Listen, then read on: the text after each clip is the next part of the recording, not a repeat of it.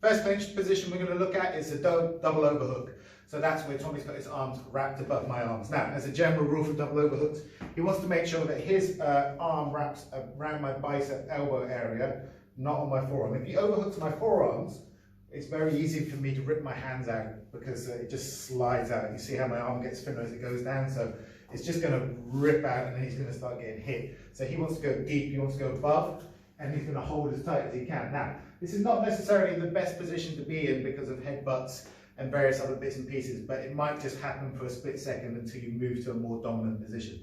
But you have to familiarise your students with this position of controlling both arms and not getting headbutted. So we're going to look at that.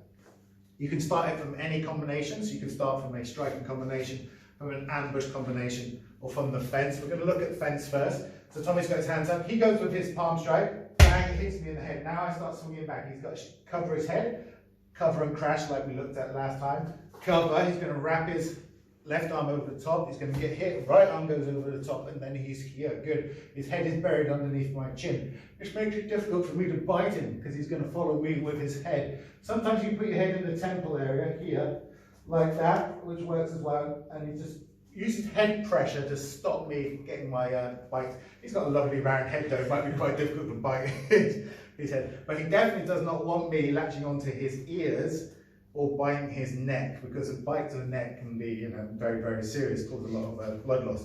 So he's keeping his head underneath my chin as a basic way to stop me getting that going. So we go from the fence position. For example, you can take it from any position you like. He goes with his palm strike, bang, I throw it back, right hook, he covers, wraps, left hook is going in, he covers and he wraps.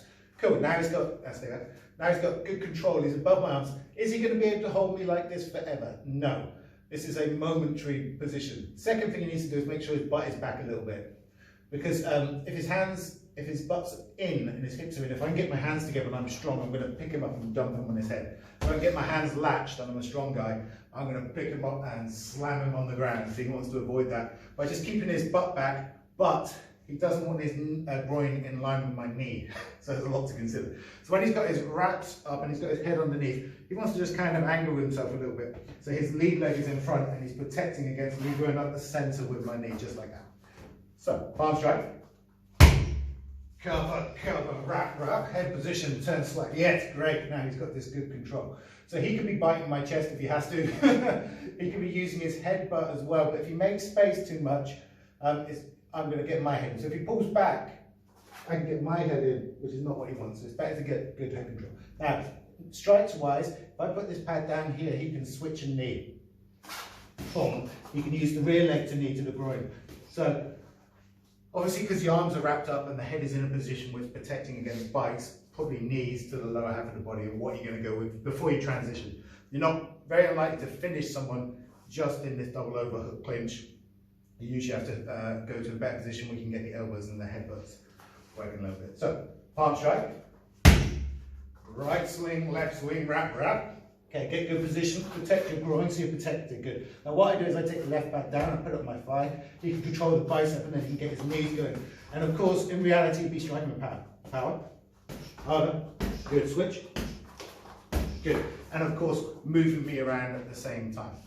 So that's a very basic control position.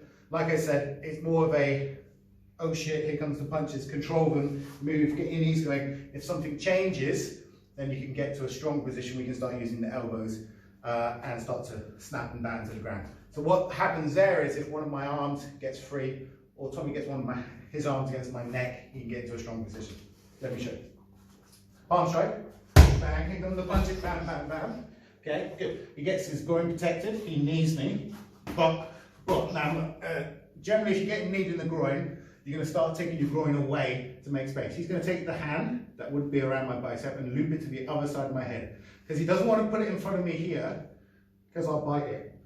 So he loops it, so yeah, you see how he switches it there? Now you can push with the arm a little bit, get a bit more of a stretch going, start kneeing. Now he doesn't want to stay in front of me, because if he stays in front of me and knees, instinctually I'm going to catch that and dump him down. So what he does is he pivots behind me. Pivot, yeah, then knee. See how he's pulling my head down? Pivot, then knee. Yeah, like that. So that's one possible follow-up on the double overhooks. If it happens in a split second, you've covered, you've wrapped, you've covered, you've wrapped, and you're in that position. You don't want to let them headbutt you, so you keep your head in. You don't want to let them bite you, so you keep your head in. You turn your groin sideways so you don't get kneed in the groin, and then you start attacking their groin. Hopefully that changes their structure, so they do this. Then you can get one hand on the neck, one hand on the bicep or overhook, so neck and overhook control. Then you pivot and circle so that they're off balance, and then you can start getting elbows going as well. So, lots to do. Palm strike, I swing, he reached out, don't reach. When you cover and crash, the instinct is to try and reach, but if you reach and that goes wrong, you get hit. Or you reach and they've got really long arms, go inside, and it just kind of gets you on the way in. So protect the brain center, hands up, chin down, shoulders up, everything nice and tight, and just charge forward. All I should see of him is the tips of his elbows. Palm strike. The tips of your elbows, move them, bang, good, bang, boom, perfect. Now he's not getting hit. He's protected his groin. So we can do a little jockeying position. Keep your elbows down. Clamp your elbows because it stops them getting their arms out. That's much better. If you lift your elbows out, my elbow gets out. So elbows down, good. Now release a little bit. It goes with the knee to the thigh, to the groin. He spins. Good. He's not bad. Yeah, that hand goes out. Spin around. So just so you guys can see it, he's got this here. This is a fish hook. So he's curving his hand. He could be grabbing my hoodie top. If I had hair, he could be grabbing my hair. He's keeping this super tight so I can't use it. He's keeping his butt away so I can't get my hands together. And his head is relatively protected by using this elbow. So cover that, cover that. Good. Put that back on. Carry on. So knee to the groin. Knee to the groin. Good. Elbow. Here, this side. Good. Back, then circle. And he just keeps circling and jumping me down until he gets to here. And that's when he makes his escape.